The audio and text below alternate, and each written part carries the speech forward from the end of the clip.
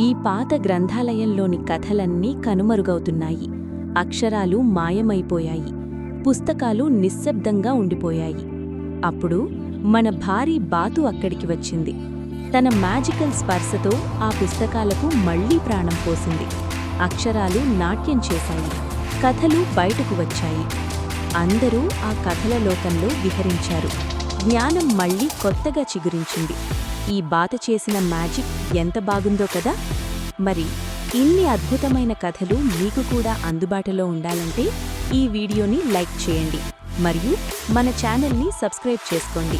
ఆ బాతుకి మీ ప్రేమను ఒక లైక్ రూపంలో అందించండి. అనగనగా ఒక చిన్న పల్లెటూరు. ఒకరోజు ఆ ఊరిలోకి ఊహించని అతిథి వచ్చింది. ఒక భారీ తెల్లటి బాతు. అందరూ భయపడినా మన ధైర్యవంతుడైన రైతు మాత్రం దాని స్నేహాన్ని కోరాడు. ఆ బాతుకి ప్రేమగా పండ్లు తినిపించాడు. దాంతో ఆడుకున్నాడు. చివరికి దానికి వ్యాయామం చేయిస్తూ ఒక బిడ్డలా చూసుకున్నాడు. వారిద్దరి మధ్య ఒక అందమైన బంధం ఏర్పడింది. బదులుగా ఆ భారీ బాతు రైతును తన వీపుపై ఎక్కించుకుని పొలానికి తీసుకెళ్లేది. ఒకరోజు ఒక అద్భుతం జరిగింది. ఆ బాతు ఒక భారీ బంగారు గుడ్డును పెట్టి తన కృతజ్ఞతను చాటుకుంది.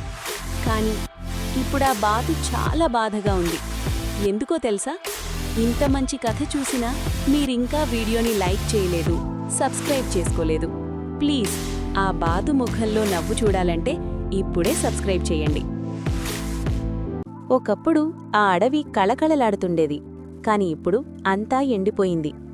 మన భారీ బాతు ఆ అడవి బాధను చూడలేకపోయింది. ఎవరూ వెళ్లలేని ఎత్తైన కొండపైకి ఆ బాతు ఒంటరిగా బయల్దేరింది. తన ప్రాణాలకు తెగించి అడవి కోసం నీటిని వెతకాలని నిర్ణయించుకుంది.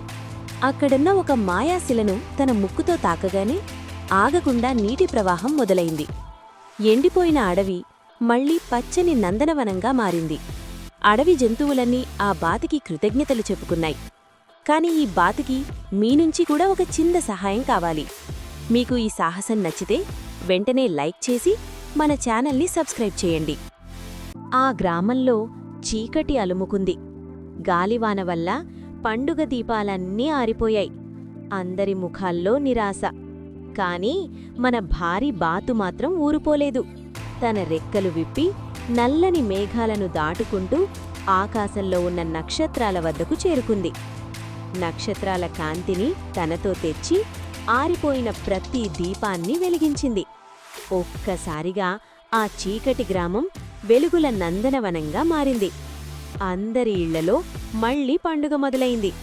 మరి ఈ వెలుగులు మీ ఫోన్లో కూడా కనిపించాలంటే వెంటనే ఆ లైక్ బటన్ని నొక్కి మన ఛానల్ని సబ్స్క్రైబ్ చేసుకోండి.